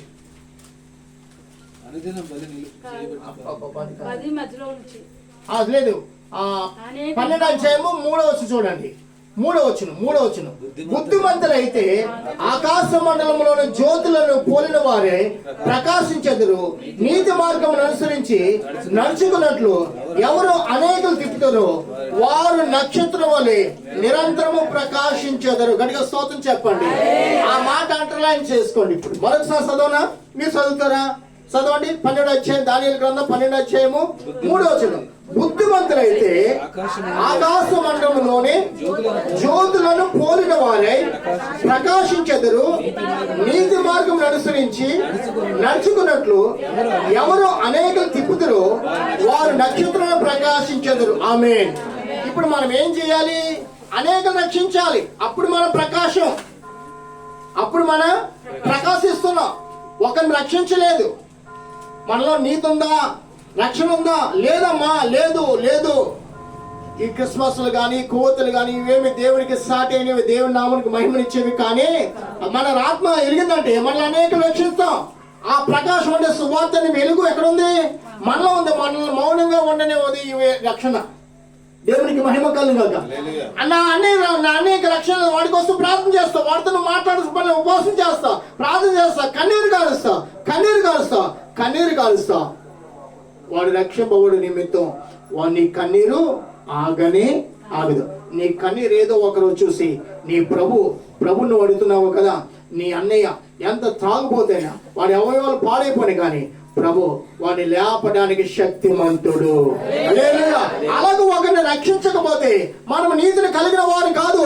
నీతిని కలిగిన వారు ధనాన్ని ఖర్చు పెడతారు, మోకాళ్ళు అరిగినట్టు ప్రార్థన చేస్తారు, దేవుని కోసం ఎంతలో ప్రయత్నిస్తారు. అమ్మ కొవ్వొత్తి పట్టుకున్న యేసు ప్రభుని ఒక బొమ్మగా చేసి ఆరాధించే ఆరాధన అది దేవునికి ఎంత మాత్రం ఇష్టమైనది కానీ కాదు. కాబట్టి నీతి కలిగిన వారి కింద ప్రభుకి ఏదైతే మహిమో అది మాత్రం మనం చేద్దాం. దాన్నే కలిగి నీతి మార్గాన్ని నిలిచేవారిగా ప్రభుకి మనం సమర్పించుకుందాం. ఇట్టి పరిశుద్ధత, ఇట్టి ప్రార్థన, ఇట్టి మార్గం గుండా ప్రభు మనం నడిపించను గాక. ఆమేన్. దేవుడు ఇచ్చిన కొన్ని మాటలు బట్టి దేవునికి స్తోత్రం చెప్దాం. స్తోత్రము స్తోత్రము స్తోత్రము స్తోత్రము. స్తుతి మహిమ ఘనత సమస్తము ఆయనకి చెందని గాక. ఆమేన్ ఆమేన్ ఆమేన్. ప్రభు ఆ పరిశుద్ధుడా, మహోన్నతుడా, ఈరోజు ప్రభా జకర్యాగా పరిశుద్ధుడని ఆ జకర్య గ్రంథముల ప్రభా సిగురు అని నా సేవకు నేను పంపించబోతున్నాను. అతడే నా ఆలయమును కట్టును, మాట మేము వింటానికి కృప దయచేస్తు స్వామి. మేమైతే తెలియక ఎన్నెన్నో క్రిస్మస్లు చేస్తున్నామయ్యా. క్రిస్మస్ అంటే క్రీస్తుని ఆరాధించడమే నిజమే, కానీ ఆ ఆరాధన మీకు మహిమకరంగా ఉండటం, ప్రభా ఆరాధన మీకు మహిమకరంగా ఉండడం లాగా మమ్మల్ని అందరూ సిద్ధపాటు చేయమని వేడుకొచ్చున్నా. దానియేలు గ్రంథం 12:3 మేము చదువుకున్నాం స్వామి. బుద్ధిమంతులైతే ప్రభా నిజమే, మేము బుద్ధిని కోల్పోయిన వారు కాకుండా వాక్యం అనే బుద్ధిని మేము కలిగి ఉండి ప్రభా ఆకాశం వాకపడ నక్షత్రంలో మేము ప్రకాశించే నిమిత్తము మీరు మాకు ఇచ్చిన రక్షణను పొందుకొని అనేకలు మీ మార్గానికి, మీ రాజ్యానికి సిద్ధపాటు చేయడానికి మమ్మల్ని ఇక్కడ సిద్ధపాటు చేయమని, మా హృదయాన్ని వెలిగించమని ప్రభా. మా తలంపుల గురించి కూడా మాకు ఒక రోజు తీర్పు ఉందయ్యా ప్రభా. ఇరువురు కలిసి మాట్లాడి కూడా మీరు వింటున్నారయ్యా. ఒక గ్రంథంలో రాయబడుతుందని కూడా విన్నాం ప్రభా. నిజమైన క్రిస్మస్ ఏంటో మేము తెలుసుకోవడానికి మమ్మల్ని సిద్ధపాటు చేస్తున్న మా దేవా మీకు స్తోత్రము, మా దైవమా మీకు స్తోత్రం. ప్రభు ఇంతవరకు లోకరీతమైన క్రిస్మస్లు చేస్తున్నామేమో, ఇక మీద మమ్మల్ని అలా కాకుండా ఒక ఆత్మీయ ఆరాధన చేసే భక్తులుగా, ఆత్మీయ ఆరాధన కలిగిన బిడ్డలుగా మీరు మమ్మల్ని సిద్ధపాటు చేయబోతున్నారు. అందుబట్టి మీకు స్తోత్రం ప్రభా. అయ్యా ఇంతవరకు చేసిన క్రిస్మస్ల కంటే నేను ఈ రాత్రి కాలం మాతో మాట్లాడిన మాటలు బట్టి ప్రభా రాబోచున్న దినాల్లో ఒక ఆత్మీయ క్రిస్మస్ ఆరాధన కలిగిన వారుగా మమ్మల్ని అందరినీ సిద్ధపాటు చేయండి అయ్యా. నేను మేము ఆకాశమండు అగపడు నక్షత్రం వలె వెలిగించమని వేడుకొచ్చున్నా. మమ్మల్ని వెలిగించండి అయ్యా. మేము అనేకలను వెలిగించాలి. అప్పుడే మేము నిరంతరం ప్రకాశించగలమయ్యా. అప్పుడే మేము నిరంతరం ప్రకాశిస్తున్నామని ప్రభా మీ వాక్యం సెలవిస్తుంది అయ్యా. ప్రభ నిజమే, అట్టివారుగా మమ్మల్ని సిద్ధపాటు చేయమని, ఎదుటి వారిని ప్రభ సువార్తను బోధించి సహవాసం గురించి ప్రకటించి వారిని మీ రక్షణకు నడిపించి ప్రభా ఆ ప్రకాశం మాలో ఉంచమని నిరంతరం ఆ ప్రకాశము మేము కలిగి బ్రతికే వారిగా కృప చూపమని యేసుక్రీస్తు ఘనమైన నామం అడిగి వేడుకొంచున్నాము తండ్రి. ఆమేన్. మన తండ్రి దేవుని యొక్క ప్రేమ, మన రక్షకుడు మన ప్రభువు యేసుక్రీస్తు వారి కృప, పరిశుద్ధాత్మ దేవుని సహాయం తోడే నడిపించును గాక. ఆమేన్ ఆమేన్ ఆమేన్. నా ప్రాణమా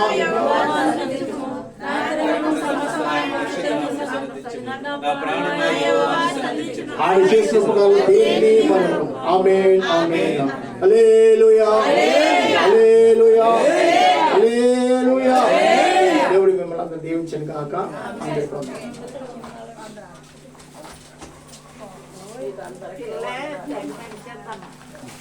ఆవిడకి ముందు కంగారు